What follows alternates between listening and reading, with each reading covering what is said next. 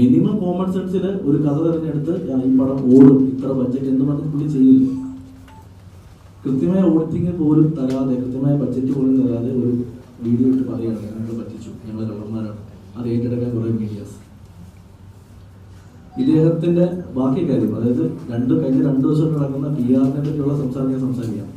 കൃത്യമായ ആ കാര്യം നമ്മൾ വിഷ്ണു സംവിധാനം അറിയില്ല എന്ന് പറഞ്ഞു. പക്ഷെ സംവിധാനം അറിയാത്ത വിഷ്ണു ചെയ്ത ആദ്യത്തെ പടം പ്രൊഡ്യൂസറിന്റെ കണക്ക് പ്രകാരം, അതായത് അതിന്റെ one of the producer Venu Kunnappilly എന്ന് പറയുന്ന പ്രൊഡ്യൂസറിന്റെ കണക്ക് പ്രകാരം അദ്ദേഹം പറഞ്ഞ ഇന്റർവ്യൂവിൽ 75 കോടിയാണ് ആ പടത്തിന് കിട്ടിയെന്ന് പറയുന്നത്. അപ്പോൾ 75 കോടി കിട്ടിയ സംവിധാനം അറിയാത്ത സംവിധാനം ചെയ്ത പടവും സുമതി വിളവിന്റെ അദ്ദേഹം മുരളിക്കുന്നപ്പുറത്ത് ഇന്നലെ കാണിച്ചത് 15 കോടി രൂപയോളം പ്രോഫിറ്റ് ആണ്. മീൻസ് പ്രോഫിറ്റ് ബിസിനസ് ആണ് സിനിമ. തിയേറ്റർ കളക്ഷന്റെ പ്രൊഡ്യൂസർ ഷെയറും എല്ലാം ചേർത്ത് 30 കോടിക്ക് അടുത്തോളം ഗ്രോസ് വന്നൊരു സിനിമയുടെ സംവിധായകനാണ് വിഷ്ണു.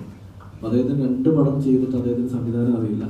പിന്നെ അദ്ദേഹം കഴിഞ്ഞ 1 മാസം അവിടെ കടന്നു പോയിക്കൊണ്ടിരിക്കുന്ന മറ്റൊരു പ്രശ്നം ഇതേ സിനിമയെ സംബന്ധിച്ചുള്ളത്. അപ്പോൾ അദ്ദേഹത്തോട് പറയും, അദ്ദേഹം സംസാരിക്കും. അതിനുശേഷം നിങ്ങളോട് കൃത്യമായി ഈ സിനിമയ്ക്കല്ല കഴിഞ്ഞ 2 ദിവസം ഡിപ്ലേ നടക്കുന്ന PR എന്തിൻ്റെ പേരിലാണെന്നും ഇതിന് പിന്നിലാണെന്നും കൃത്യമായിട്ട് ഞാൻ സംസാരിക്കും.